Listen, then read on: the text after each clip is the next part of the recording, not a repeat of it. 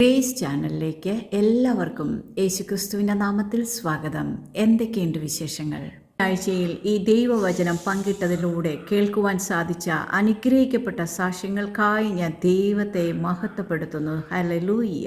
ഞാൻ നിങ്ങളുമായി പങ്കുവയ്ക്കുവാൻ ആഗ്രഹിക്കുന്നത് എഫേസ്യർക്ക് എഴുതിയ ലേഖനം 1-ാം അധ്യായം 13-14 വാക്യങ്ങളാണ്. ഈ മെസ്സേജിന്റെ തലക്കെട്ടിൽ കാണിച്ചതുപോലെ തന്നെ അപ്പോസ്തലനായ പൗലോസ് നമ്മോട് പറയുകയാണ്, അവനിൽ നിങ്ങൾക്കും നിങ്ങളുടെ രക്ഷയെക്കുറിച്ചുള്ള സുവിശേഷം സത്യവചനം നിങ്ങൾ കേൾക്കുകയും അവനിൽ വിശ്വസിക്കുകയും ചെയ്തിട്ട് സ്വന്തം ജനത്തിന്റെ വീണ്ടെടുപ്പിനു വേണ്ടി തന്റെ മഹത്വത്തിന്റെ പുകഴ്ചയ്ക്കായി നമ്മുടെ അവകാശത്തിന്റെ അച്ചാരമായ പരിശുദ്ധാത്മാവിനാൽ മുദ്രയിടപ്പെട്ടിരിക്കുന്നു. ഹല്ലേലൂയ.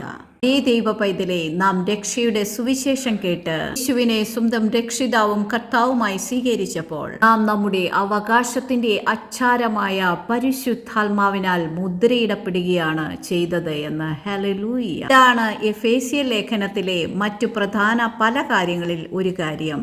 ഇപ്പോൾ സന്തോഷമായവർ ദൈവത്തിന് സ്തോത്രം ചെയ്താട്ടെ. കാരണം ഇത് വെറും ഒരു ചെറിയ കാര്യമല്ല. ശക്തനായ ദൈവത്തിന്റെ ആത്മാവ്, ആ മഹത്വം നമ്മളിൽ വന്ന് ഒരു മുദ്രയാൽ നമ്മെ സീൽ ചെയ്തിരിക്കുന്നു എന്ന്. ഹല്ലേലൂയ. നമ്മളിലുള്ള ഒരു ഉടമസ്ഥത അവകാശം സ്ഥാപിച്ചെടുക്കുകയാണ്. ഹല്ലേലൂയ. വിശ്വാസിയുടെ തിരിച്ചറിയൽ അടയാളമായി ഇത് തീരുകയാണ്. ഹല്ലേലൂയ. നോക്കുക, ഒരു രേഖ, ഒരു പ്രധാന രേഖ അത് ഉള്ളതായി തീരണമെങ്കിൽ ഒരു മുദ്രയുടെ ആവശ്യമുണ്ട്, അല്ലേ?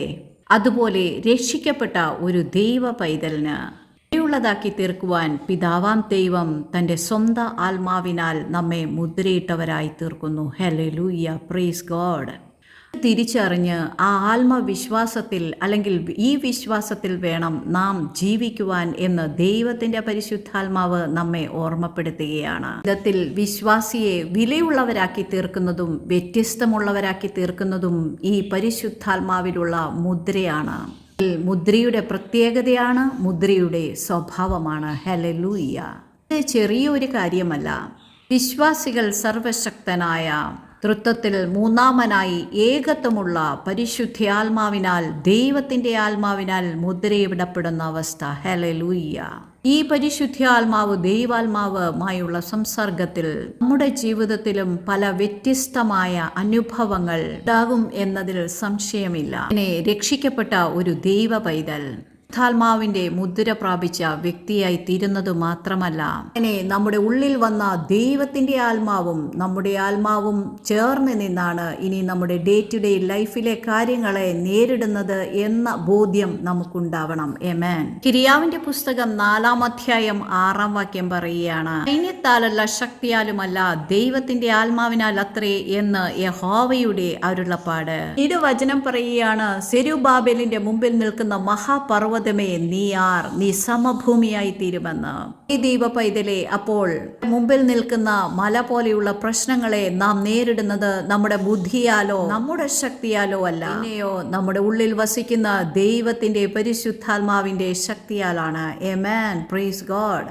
എഫേസ്യ ലേഖനം 1-ാം അധ്യായം 13-ാം വാക്യത്തിൽ, സുവിശേഷം കേട്ട് യേശു ക്രിസ്തുവിൽ വിശ്വസിച്ച നാം ദൈവം നമ്മളെ തന്റെ സ്വന്തം ജനമെന്ന് കാണിക്കുവാൻ, തിരിച്ചറിയുവാൻ വാഗ്ദാനം ചെയ്ത പരിശുദ്ധാത്മാവിനാൽ മുദ്രയിടപ്പെട്ടിരിക്കുന്നു എന്ന്. ഹല്ലേലൂയ. വിശ്വാസികളായ നാം ഈ ബോധ്യത്തിൽ വേണം ജീവിക്കുവാൻ. ഉറപ്പിക്കുവാൻ വേണ്ടി നമുക്ക് പറയാം, ദൈവത്തിന്റെ പരിശുദ്ധാത്മാവിനാൽ, ദൈവാത്മാവിനാൽ മുദ്രയിടപ്പെട്ട വ്യക്തിയാണ് ഞാൻ. Praise God. സ്ഥലം വാങ്ങുമ്പോൾ ആധാരം എഴുതുക മാത്രമല്ല, അതൊരു മുദ്രയാൽ സീൽ ചെയ്ത് വാങ്ങാറുണ്ടല്ലേ?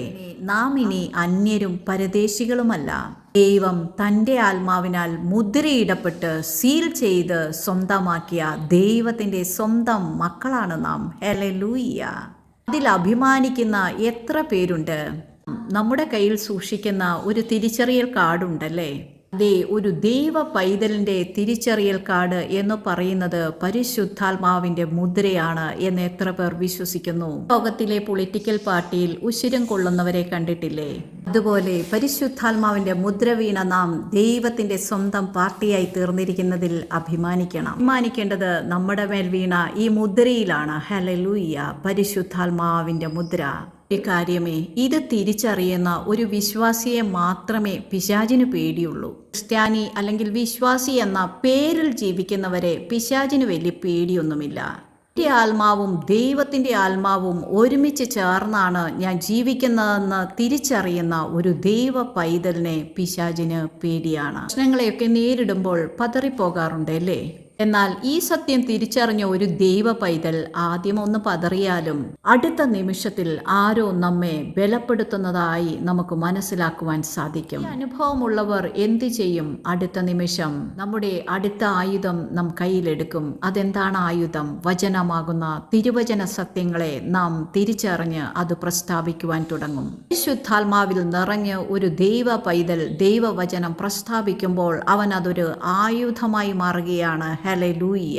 പ്രശ്നത്തോട് പറയും, ഞാൻ വിശ്വസിക്കുന്ന തിരുവചനത്തിൽ ഇങ്ങനെയല്ലല്ലോ പറഞ്ഞിരിക്കുന്നത് എന്ന്. ഹല്ലേലൂയ.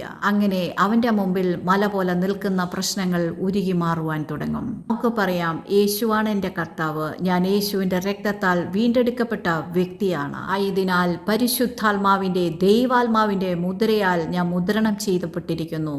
അങ്ങനെ എൻ്റെ ആത്മാവും ദൈവത്തിൻ്റെ ആത്മാവും ഒന്നായി തീർന്നിരിക്കുന്നു. Praise God. നമ്മുടെ ഉള്ളിലുള്ളതൊക്കെയും നമുക്ക് പങ്കുവയ്ക്കുവാൻ സാധിക്കുന്ന ഏറ്റവും നല്ല ഒരു സഖിയായി, ഒരു കൂട്ടുകാരനായി നമുക്ക് പരിശുദ്ധാത്മാവിനെ കാണുവാൻ സാധിക്കും. ഇപ്പോൾ ഒരു പാട്ടോർക്കുകയാണ്. പരിശുദ്ധാത്മാവിൻ കൂട്ടായ്മ വേണം, പരിശുദ്ധാത്മാവിൻ കാവൽ വേണം, പരിശുദ്ധാത്മാവൻ കൂടെ വേണം, പരിശുദ്ധാത്മാവേ എന്നിൽ വസിക്കും നല്ലാത്മാവേ, എന്നെ നടത്തും ദൈവാത്മാവേ, എന്നോട് മിണ്ടും എൻ കൂടിയിരിക്കും, എന്നോട് മിണ്ടും എൻ കൂടിയിരിക്കും, നല്ല സാഖിയേ നല്ല തുണയേ പരിശുദ്ധാത്മാവേ. പൈതലേ, നമ്മുടെ ഉള്ളിൽ കുടികൊള്ളുന്ന ഈ പരിശുദ്ധാത്മാവിനെ തിരിച്ചറിഞ്ഞു വേണം നാം നമ്മുടെ ജീവിതം നയിക്കുവാൻ.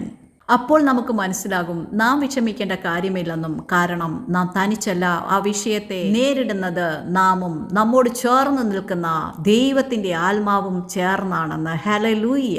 Price God. നേരിടേണ്ടവൻ ആ പ്രശ്നത്തെ നേരിട്ടോളും എന്ന് മനസ്സിലാക്കിയവർക്കായി സ്തോത്രം ചെയ്യുന്നു. 1 കൊരിന്ത്യർ 6:19 പറയുകയാണ്, ദൈവത്തിൻ്റെ ദാനമായി നിങ്ങളിലിരിക്കുന്ന പരിശുദ്ധാത്മാവിൻ്റെ മന്ദിരമാകുന്നു നിങ്ങളുടെ ശരീരമെന്ന്. അതേ ദൈവ പൈതലേ, പരിശുദ്ധാത്മാവില്ലാതെ, പരിശുദ്ധാത്മാവിൻ്റെ വാസമില്ലാതെ നമ്മൾ ക്രിസ്തുവിൻ്റേതാണെന്ന് നമുക്ക് അവകാശപ്പെടുവാൻ സാധിക്കുകയില്ല. മനസ്സിലാക്കേണ്ട ഒരു കാര്യം, നമ്മുടെ അനുഗ്രഹങ്ങളുടെ ഒരു രഹസ്യം നമ്മിൽ കുടികൊള്ളുന്ന വസിക്കുന്ന പരിശുദ്ധാത്മാവാം ദൈവത്തിലാണ്. ഹല്ലേലൂയ. പരിശുദ്ധാത്മാവിൽ നിറഞ്ഞ ഒരു ദൈവ പൈതലിന്റെ പുറകെ വരുന്നതാണ് നന്മയും അനുഗ്രഹങ്ങളുമൊക്കെ. ഞാൻ പറയുന്നത് കോടികൾ കിട്ടുന്ന കാര്യമല്ല കേട്ടോ. കോടികൾ ഉണ്ടെങ്കിലും സമാധാനമില്ലെങ്കിൽ പോയില്ലേ. നല്ല വില കൂടിയ മെത്തയാണെങ്കിലും ഉറങ്ങാൻ പറ്റുന്നില്ലെങ്കിൽ തീർന്നില്ലേ. എന്നാൽ നാം മനസ്സിലാക്കേണ്ട കാര്യം, എഴുതിയ ലേഖനം 5:22 പറയുകയാണ്, പരിശുദ്ധാത്മാവിന്റെ ഫലങ്ങളാണ് സ്നേഹം, സന്തോഷം, സമാധാനം, ദീർഘക്ഷമ, പരോപകാരം, ദയ, വിശ്വസ്തത, സൗമ്യത, ഇന്ദ്രിയ ജയം എന്നുള്ളതൊക്കെ. അപ്പോൾ നമ്മിൽ പരിശുദ്ധാത്മാവ് വന്നാൽ ഈ ഫലങ്ങളെയൊക്കെ ഉപേക്ഷിച്ചിട്ടല്ല പരിശുദ്ധാത്മാവ് നമ്മിൽ വരുന്നത്. ഈ ഫലങ്ങളോട് കൂടിയാണ് പരിശുദ്ധാത്മാവ് നമ്മിൽ വസിക്കുന്നത്. ഹല്ലേലൂയ. പരിശുദ്ധാത്മാവിൻ്റെ മുദ്ര പ്രാപിച്ച ഒരു വ്യക്തി ഈ ഫലങ്ങളൊക്കെയും അനുഭവിക്കുക തന്നെ ചെയ്യും. ആമേൻ. Praise God. ഓരോ ദിനവും ഈ പരിശുദ്ധാത്മാവിൻ്റെ കൂട്ടായ്മ തിരിച്ചറിഞ്ഞ് കൂടുതൽ പരിശുദ്ധാത്മാവിൻ്റെ നിറവിനായി ആഗ്രഹിക്കുകയും കൊതിക്കുകയും പ്രാർത്ഥിക്കുകയും ചെയ്യണമേ. പോലെ നമ്മോട് കൂടിയിരിക്കുവാൻ, നമ്മെ സഹായിക്കുവാൻ ദൈവത്തിൻ്റെ ആത്മാവിനെ തന്നെ ദൈവം നമുക്ക് വാഗ്ദത്തം ചെയ്തിരിക്കുകയാണ്. കൊണ്ട് ഒരു ദൈവ പൈതലിനെ നിരാശപ്പെടേണ്ട, സങ്കടപ്പെടേണ്ടെന്നേ. കേൾക്കുന്ന ആരെങ്കിലും ഒരു ലോൺലിനെസ് അല്ലെങ്കിൽ ഒരു ശൂന്യത ജീവിതത്തിൽ അനുഭവിക്കുന്നുവോ?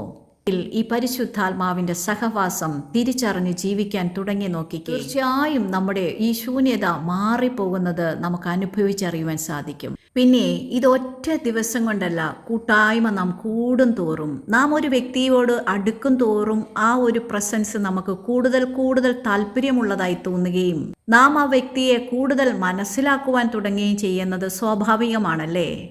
അതേപോലെ പരിശുദ്ധാത്മാവുമായുള്ള കൂട്ടായ്മ കൂടുതൽ കൂടുതൽ നമ്മുടെ ജീവിതത്തിൽ വേദ്യമാകണമെങ്കിൽ കൂടുതൽ സമയം നാം പരിശുദ്ധാത്മാവുമായി ചിലവഴിക്കണം. ഹല്ലേലൂയ. എനിക്ക് എൻ്റെ വാക്കുകൾ കൊണ്ട് പറഞ്ഞു തന്നാൽ നിങ്ങൾക്ക് മനസ്സിലാകില്ല. ഇങ്ങനെ ഉണ്ടെങ്കിൽ ഈ ഒരു അനുഭവം എൻ്റെ ജീവിതത്തിലും നൽകണമേ എന്ന് നമ്മൾ കർത്താവിനോട് പ്രാർത്ഥിക്കുക. ഞാനൊരു കാര്യം പറയട്ടെ, എൻ്റെ നാത്തൂൻ ഒരു പാരമ്പര്യ ക്രിസ്ത്യാനിയായിരുന്നു. എന്നാൽ അവരിപ്പോൾ കർത്താവിനെ കണ്ടുമുട്ടിയപ്പോൾ പറയും, ചേച്ചി മൂലമാണ് എനിക്ക് യേശുവിനെ കിട്ടിയതെന്നും അവൾക്ക് സ്വന്തമായവർ ചിലർ അവളോട് നീ ഈ വിശ്വാസത്തിൻ്റെ പുറകെ എന്തിനാ പോകുന്നത് എന്ന് ചോദിക്കുമ്പോൾ അവൾ എന്നോട് പറയും, ചേച്ചി, ഞാൻ അനുഭവിക്കുന്ന ഈ പരിശുദ്ധാത്മ കൂട്ടായ്മയിൽ നിന്ന് ലഭിക്കുന്ന ഈ സന്തോഷം, ഈ ആനന്ദം എനിക്ക് അവരോട് പറഞ്ഞ് മനസ്സിലാക്കുവാൻ സാധിക്കുന്നില്ല എന്ന്. ഹല്ലേലൂയ.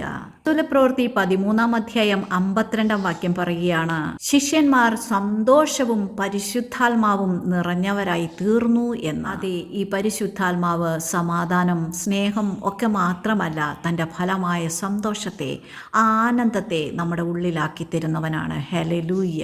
അതെ, അപ്പോൾ നമ്മുടെ ജീവിതത്തിലെ സകല പ്രശ്നങ്ങളും എന്തൊക്കെയാണോ നമ്മുടെ ഡേ ടു ഡേ ലൈഫിൽ നാം നേരിടുന്നത്, അതിനി നാം ഒറ്റയ്ക്കല്ല നേരിടുന്നത്, ഈ പരിശുദ്ധാത്മാവിൻ്റെ സഹായത്താലാണ്. ഹല്ലേലൂയ. മാനസാന്തരപ്പെട്ട് യേശുവിനെ സ്വന്തം രക്ഷിതാവും കർത്താവുമായി സ്വീകരിച്ച ഒരു ദൈവ പൈതൽ മറന്നു പോകണ്ടാത്ത ഒരു കാര്യം, ദൈവം തൻ്റെ ആത്മാവിനാൽ നമ്മെ മുദ്രയിടപ്പെട്ടിരിക്കുന്നു എന്നുള്ളതാണ്. കൊരിന്ത്യർ 3-ാം അധ്യായം 16-ാം വാക്യം നാം മറന്നു പോകരുത്. നാം ദൈവത്തിൻ്റെ മന്ദിരമെന്നും ദൈവത്തിൻ്റെ ആത്മാവ് നമ്മളിൽ വസിക്കുന്നുവെന്നും നാം അറിയുന്നില്ലയോ എന്ന്. ഇതിലെ പഴയ നിയമ ആലയത്തിൽ ഇറങ്ങിയ അതേ മഹത്വം ഇന്ന് നമ്മുടെ ശരീരമാകുന്ന പുതിയ നിയമ സഭയിൽ ഇറങ്ങി എഴുന്നള്ളുകയാണ്. ഇത് തിരിച്ചറിഞ്ഞവർ ഒരുമിച്ച് ദൈവത്തെ സ്തുതിച്ചാട്ടെ. വളരെ സന്തോഷമുള്ള കാര്യം, ഈ മെസ്സേജിലൂടെ അനുഗ്രഹിക്കപ്പെട്ട ചില വ്യക്തികൾ വാട്സപ്പിലൂടെ സന്ദേശം അയക്കുകയുണ്ടായി. അവർക്ക് കൊടുത്ത വിലമതിക്കാനാവാത്ത അനുഗ്രഹത്തിനായി ഞാൻ ദൈവത്തെ സ്തുതിക്കുന്നു, സ്തോത്രം ചെയ്യുന്നു. ഇങ്ങനെ അനേക സാക്ഷ്യങ്ങൾ കേട്ട വ്യക്തികളുടെ ഓരോരുത്തരുടെയും ജീവിതത്തിൽ സംഭവിക്കട്ടെ എന്ന് പ്രാർത്ഥിക്കുകയാണ്. കർത്താവ് എല്ലാവരെയും ധാരാളമായി അനുഗ്രഹിക്കട്ടെ. ആമേൻ.